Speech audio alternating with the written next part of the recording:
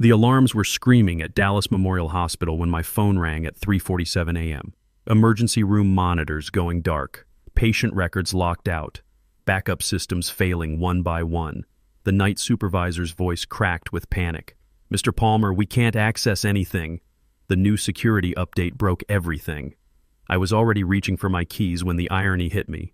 3 weeks ago, I would have been racing to fix this. Tonight, I was just Gordon Palmer, 54 years old, unemployed cybersecurity architect with 26 years of experience that apparently meant nothing to Stephanie Morrison and her son Brian.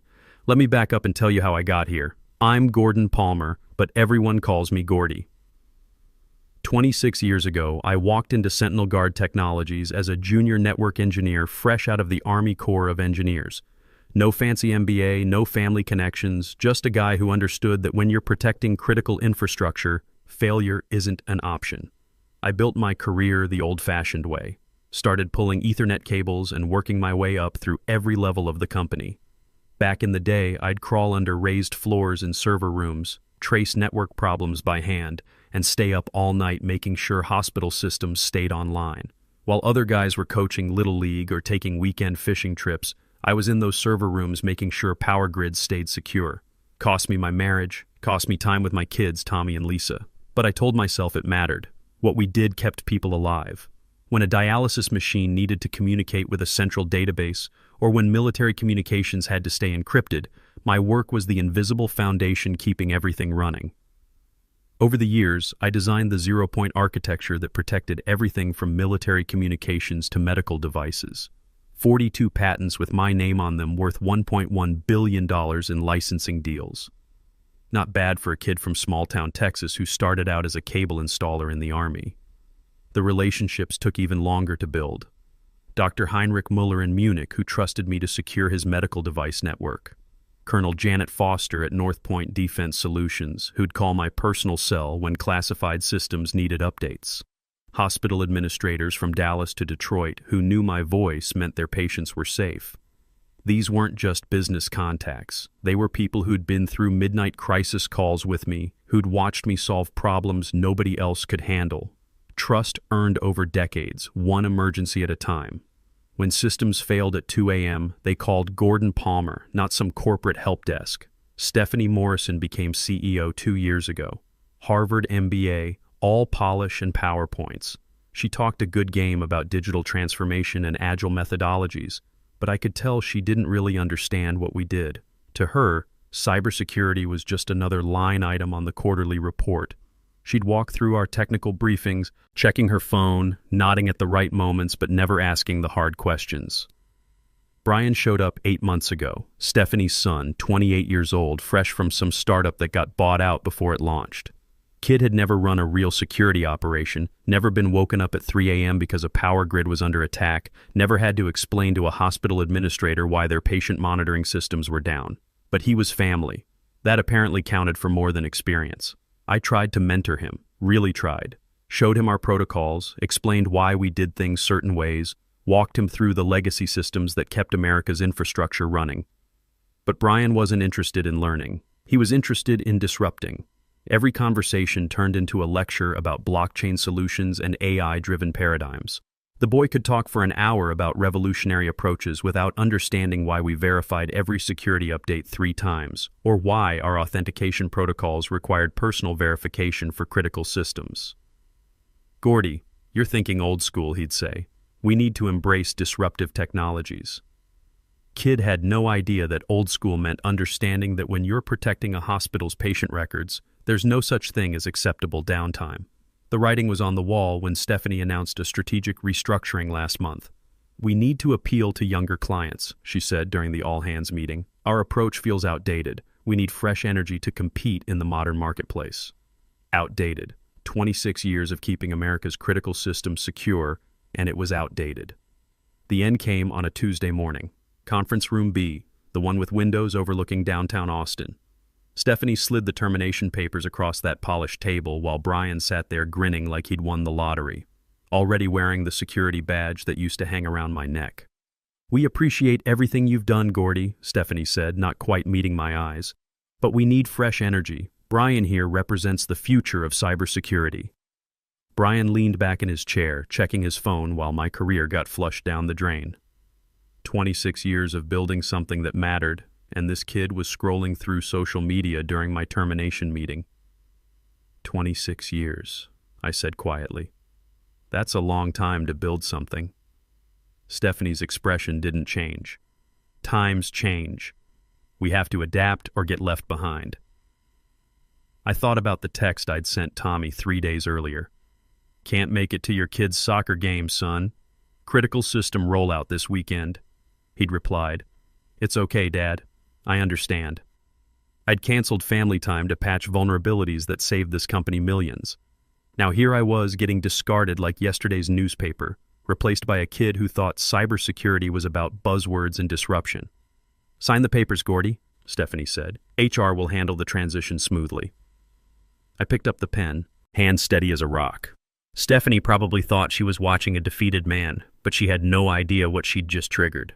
See, buried deep in those patent licensing agreements was a clause I'd insisted on during the 2019 security crisis. If the original architect gets terminated without cause, all operational rights revert back to me. The board had signed it eagerly back then, desperate to keep me from jumping to a competitor. They never thought they'd actually need to honor it.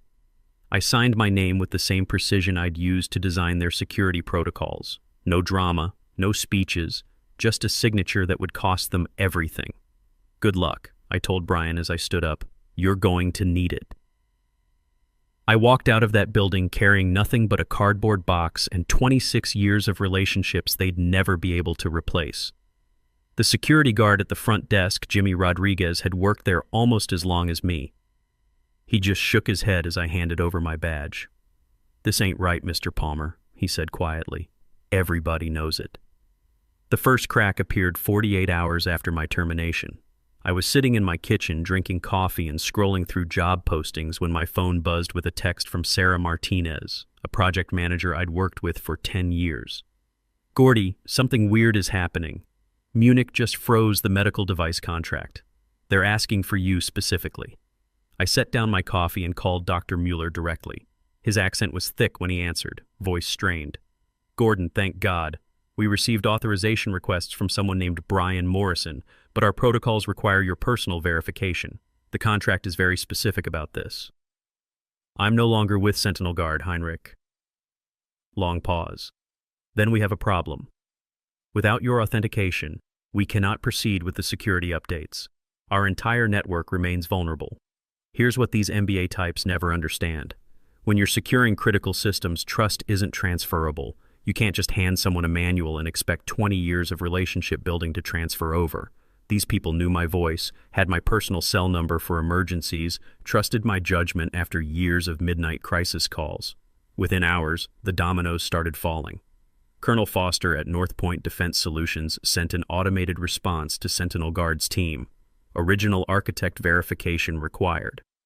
Contract suspended, pending authentication. St. Mary's Hospital System in Dallas couldn't validate their security protocols. Texas Power and Light needed my personal sign-off for grid protection updates. One by one, the partners I'd worked with for decades were asking the same question. Where's Gordon Palmer? My phone wouldn't stop ringing. Former colleagues confused and panicked. Gordy, they're saying half our contracts are frozen. Brian doesn't know the verification codes. Stephanie's calling emergency meetings every hour. I have to admit, I felt pretty good, watching it unfold. Not mean-spirited, more like watching the laws of physics work exactly as expected. You can't just remove the keystone from an arch and expect everything to hold together. See, Brian might have had my badge and my office, but he didn't have my relationships. When some kid these people had never heard of tried to authorize critical security updates, they did exactly what I'd trained them to do. They said no. Stephanie tried to fix it the MBA way with meetings and presentations. Brian put together a slick slideshow about next-generation security paradigms and AI-driven zero-trust architectures. Pure buzzword soup that sounded impressive but meant nothing to people who actually had to keep systems running. The partners listened politely, then asked to speak with Gordon Palmer. By day 5, the situation was getting serious. That's when Stephanie made her first real mistake trying to fix her original mistake. She had Brian post on LinkedIn about revolutionizing cybersecurity with blockchain-integrated solutions. The post went viral in our industry, and not in a good way. Comments ranged from professional skepticism to outright mockery. Who is this kid? Sentinel Guard fired Gordon Palmer for this? 26 years of experience replaced by buzzwords. Jerry Patterson, who ran IT procurement for the Texas Hospital Consortium, called me that evening. We'd worked together since 2011, had been through 4 major cyber attacks and countless midnight emergencies. Gordy, what the hell is going on over there? This Brian kid doesn't know a firewall from a screen door. Our board is asking questions. They wanted fresh blood, Jerry. Apparently I was too set in my ways. Jerry snorted. Set in your ways? You mean competent? Listen, when you're ready to start your own shop, give me a call. The hospital consortium would love to work with you directly. That conversation planted a seed. For 26 years, I'd been loyal to Sentinel Guard, even when headhunters called offering double my salary. But loyalty has to go both ways, doesn't it? The real crisis hit on day 7. Brian, desperate to prove himself, authorized a major security update across the Texas hospital network without proper testing. The update had a bug, a rookie mistake that any experienced engineer would have caught in quality assurance. Suddenly, electronic health records were inaccessible at 47 hospitals across Texas and Oklahoma. Patient care wasn't immediately compromised. The systems failed safe like I'd designed them to. But diagnostic equipment went offline, surgery schedules got disrupted, and emergency rooms had to switch to paper records. The story made national news within hours. Cybersecurity firms botched update cripples hospital network. CNN ran interviews with frustrated doctors and nurses. One ER doctor from Dallas Presbyterian looked straight into the camera and said, "This never happened when Gordon Palmer was running security. Never." The hospital administrators I'd worked with for decades were furious, not just at the outage, but at the incompetence behind it. These were people who trusted me to keep their patients safe, and now they were dealing with the consequences of replacing experience with buzzwords. My phone exploded with calls from reporters wanting comment. I stayed professional, declining interviews, but the industry trade publications got the story anyway. Former colleagues speaking anonymously painted a clear picture. Experienced architect fired for inexperienced family member. Predictable disaster follows. That evening, my son Tommy called. He's 31 now, Army veteran like his old man, works as a project manager for a construction company. Dad, I saw the news about Sentinel Guard. Are you okay? I'm fine, son. Actually, I'm thinking this might be the best thing that ever happened to me. What do you mean? I mean, maybe it's time I stopped building other people's empires and started building my own. Tommy was quiet for a moment. Dad, you know I've got some savings. If you want to start a company, consider it an investment in someone I believe in. That meant more than any contract, any salary, any recognition I'd ever received. My boy had faith in me, even when my own company didn't. The next morning I called Jerry back. That offer you mentioned? I'm interested. 2 weeks after the hospital network disaster, I was sitting in a lawyer's office downtown reviewing documents that would change everything. My attorney, Charles Webb, had been going through the patent agreements with the thoroughness of a forensic accountant. Gordy, this is remarkable, he said, looking up from the stack of papers. These 42 patents aren't just valuable, they're foundational to every major contract Sentinel Guard holds. The licensing agreements are ironclad. When they terminated you without cause, they triggered the reversion clause. Meaning what exactly? Meaning you now own free and clear intellectual property worth $1.1 billion. Every security protocol, every encryption algorithm, every intrusion detection system, it's all yours. I leaned back in my chair, letting that sink in. 26 years of late nights, missed family dinners, and sacrificed weekends had just become my ticket to independence. What's Sentinel Guard's legal position? Charles shook his head. They don't have one. Their own board signed these agreements in 2019 during that massive cyber attack. They were desperate to keep you from jumping to a competitor, so they agreed to these terms without reading the fine print. That afternoon, I had lunch with Jerry at our usual spot, Murphy's Tavern on South Lamar. The place was packed with tech workers grabbing quick meals, but our corner booth felt private enough for serious conversation. So, it's really happening? Jerry asked after I explained the legal situation. Palmer Security Solutions is officially incorporated as of yesterday. I've got the patents, I've got the relationships, and thanks to my son's investment, I've got startup capital. Jerry grinned and raised his bourbon. To the dumbest CEO decision in Austin tech history. We clinked glasses, but I wasn't feeling celebratory yet. Jerry, I need to ask you something serious. The hospital consortium, would they really work with a one-man operation? Gordy, let me tell you something. After Brian's disaster last week, our board held an emergency meeting. They voted unanimously to terminate the Sentinel Guard contract. We were just waiting for an alternative. What about liability, insurance, all the corporate safeguards? We've been working with you for 13 years. You think we care more about corporate letterhead than actual competence? Besides, half the hospitals in Texas are small operations themselves. They understand that the best expertise doesn't always come from the biggest companies. Over the next month, word spread through the industry like wildfire. Gordon Palmer was back in business, and he owned the technology that half of Austin's tech sector depended on. The first official contract came from Colonel Foster at North Point Defense Solutions. She called personally. Gordy, we need to talk. Our Pentagon contracts require the security protocols you developed. With you gone from Sentinel Guard, we're in violation of federal compliance standards. I'm not gone, Janet. I'm just independent now. Thank God. Can you be in Virginia Beach next week? We need to restructure our entire agreement. The meeting at North Point was like a reunion. Janet introduced me to 3 other defense contractors who'd been struggling with the same compliance issues. By the end of the week, I had $280 million in signed contracts. Word got back to Sentinel Guard fast.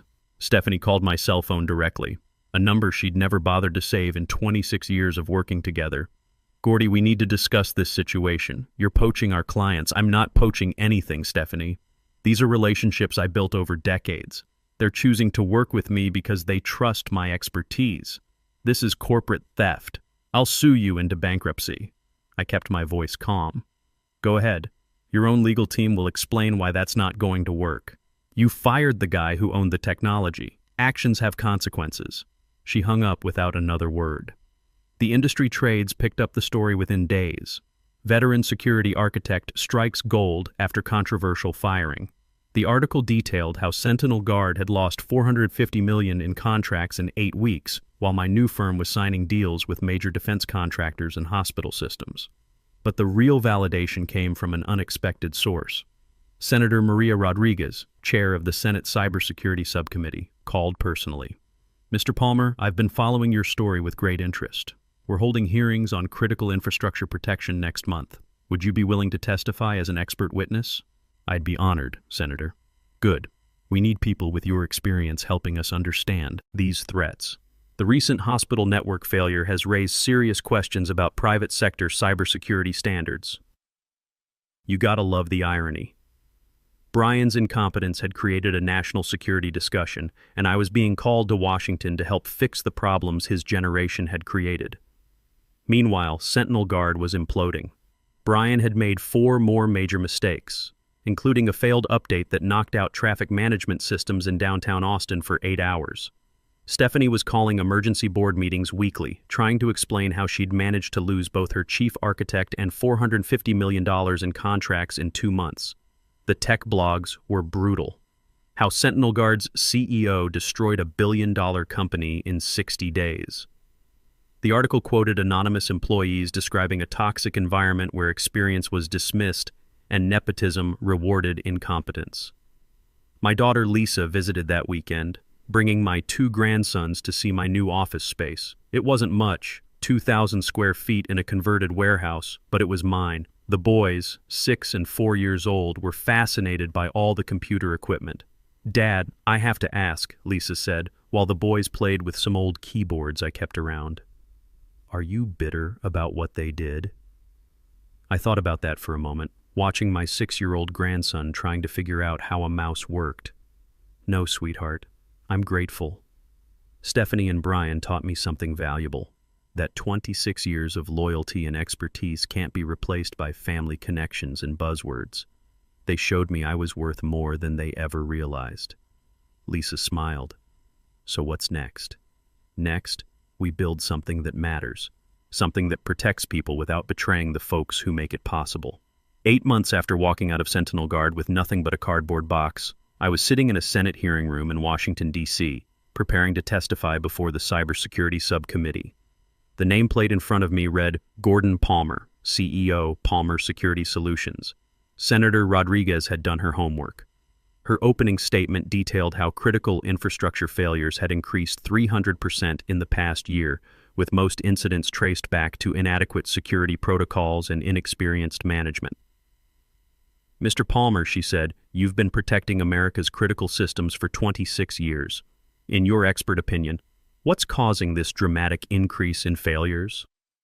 I leaned into the microphone. Senator, it's simple. Companies are prioritizing cost-cutting and nepotism over competence. They're firing experienced professionals and replacing them with cheaper, less qualified alternatives. The recent hospital network failure in Texas is a perfect example. The cameras captured every word.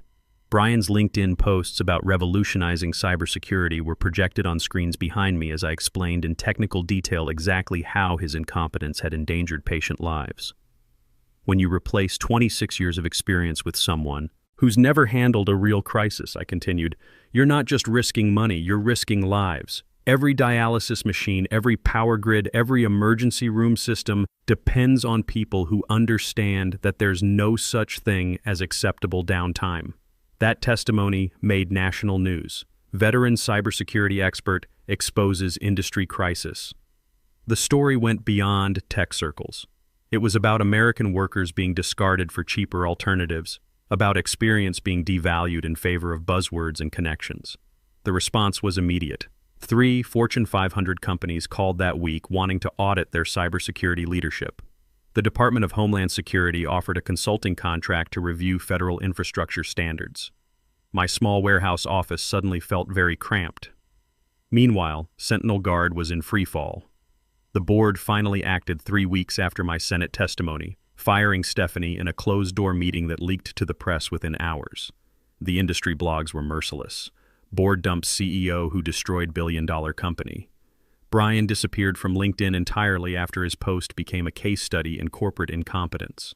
Last I heard, he was working at a startup that made apps for dog walkers. But the real satisfaction came from an unexpected source. Stephanie showed up at my office on a Tuesday afternoon, looking tired and desperate. My receptionist, I actually had a receptionist now, buzzed me. Mr. Palmer, there's a Stephanie Morrison here to see you. She says it's urgent. I almost said no. Almost. But curiosity got the better of me. She walked into my office like a different person. The corporate confidence was gone, replaced by something that looked almost like humility. Gordy, I made a mistake, a terrible mistake. I gestured to the chair across from my desk. Sit down, Stephanie. I want to offer you a partnership. Equal equity, complete control of technical operations. Name your terms. I studied her face.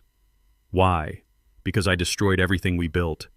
The board fired me, but they're willing to bring me back if I can fix this. You're the only one who can save the company. Stephanie, you didn't just fire me. You fired 26 years of relationships, trust, and expertise. You can't buy that back. Gordy, please, I have a family, a mortgage. I'm 48 years old. Who's going to hire me after this disaster? For a moment, I almost felt sorry for her. Almost. Then I remembered that conference room, Brian's smirk. The dismissive way she'd slid those termination papers across the table. You should have thought about that before you decided experience didn't matter. She left without another word. 2 months later, Sentinel Guard filed for bankruptcy. The company that had been worth $2.8 billion when I walked out the door was sold for parts, with most of their remaining contracts transferring to competitors, including several that came to me. Palmer Security Solutions now employs 47 people, including 5 veterans from my old Army unit and 8 engineers who quit Sentinel Guard after my firing. We work reasonable hours, respect each other's expertise, and nobody gets fired for being too experienced. I hired Tommy as our operations manager. Turns out his construction project management skills translate perfectly to coordinating security implementations. Lisa brings the grandsons by the office every Friday afternoon, and I make sure to leave early on weekends. Last weekend, I took those boys fishing at Lake Travis, taught them how to bait hooks and be patient. We didn't catch much, but we had time. Something I'd forgotten was valuable. The 6-year-old asked me, "Grandpa, why did your old boss fire you?" Because she forgot that experience matters, buddy. She thought new was automatically better than proven. That's dumb. Yeah, it was. But sometimes when people make dumb decisions, it works out better for everyone else. He nodded seriously, then went back to watching his bobber. Sometimes the best revenge isn't getting mad. It's proving you were worth more than they ever realized. It's building something better, something that honors the people who make it possible. Stephanie made one critical error. She forgot that in technology, as in life, you can't replace the foundation without bringing down the whole structure. 26 years of expertise isn't just a resume line. It's the bedrock everything else stands on. I learned something too. Loyalty has to be earned, not just given. And sometimes getting fired is the best thing that can happen to you. The grandsons are already asking when we can go fishing again.